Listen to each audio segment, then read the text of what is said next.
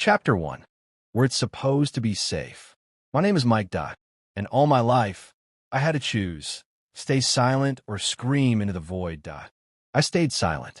For years, until I realized silence can kill you too. My story doesn't begin with laughter.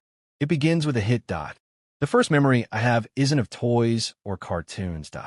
It's the dull sound of a belt across my back and my mom's voice from the kitchen. Don't be mad. He's just a kid. A kid. I was a kid, but I felt like a target. My father, he was huge. Not in size. He was morally huge. He'd walk into the room, and the air would change. Heavy, tight, electric. My brother and I would freeze like animals sensing a predator. Any movement might end in crying, or a bloody nose. Mom, she didn't hit. She just disappeared. She drank, not like a drunk, more like a ghost. Just to relax, she said. But I knew it was to hide. From him. From us. Sometimes I'd catch her looking at me, and I could tell she didn't see me. Not really. I was just background noise. When I started school, I wasn't a kid anymore. I was a little adult. Hyper-aware. Practiced in saying, I'm fine. But kids, they sense things. They smell weakness. And they start to peck. Your clothes smell like trash. Why do you always sit alone? But your dad beats you. I stayed silent. Because home taught me, silence is safer than words. But where could I speak, if not at home, not at school?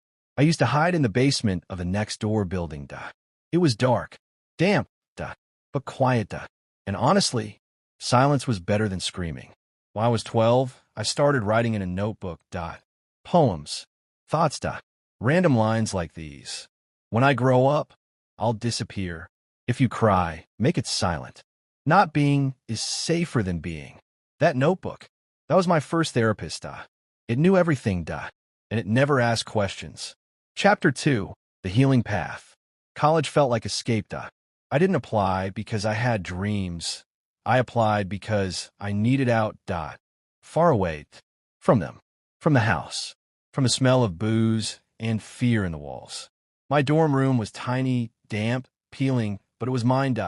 My island. And for the first time, I closed the door and felt this strange peace. Nobody's coming in. Nobody's going to hit me. Nobody's going to say, you were a mistake. But fear doesn't just leave. I was like a shelter dog, kind but twitchy. If someone clapped their hands, I'd flinched it.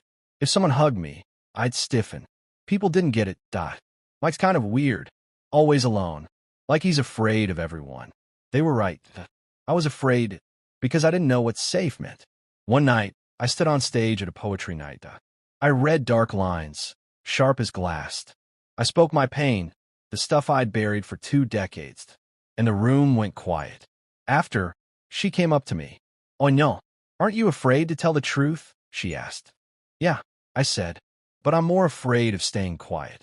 We started talking, then walking, then just being quiet together. That was a new kind of trust. With her, I learned how to be close without running away. With her, I slept deeply. With her, I finally said, I had a rough childhood. She didn't pity me. She just said, you deserve more, and I think you can pull yourself out. She pushed me toward therapy.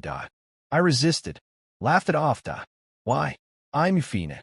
But inside, I knew. I was like a building with the outside still standing, but the inside collapsed. My first session, guy in his mid-30s. Calm eyes, didn't ask anything deep or dramatic. Just, where do we begin? I paused, then said, when I was 6, I stopped being afraid of the dark. I realized the monsters weren't there. They were in the kitchen, and that opened the door. Layer by layer, pain by pain, fear by fear. I started speaking, and each word felt like air returning to my lungs. Not easy, but lighter. Some days, I left therapy one and run. Some days, I cried on the bus ride home. Some days, I just called Anya and breathed into the phone. But I kept going, toward the places I'd spent years avoiding.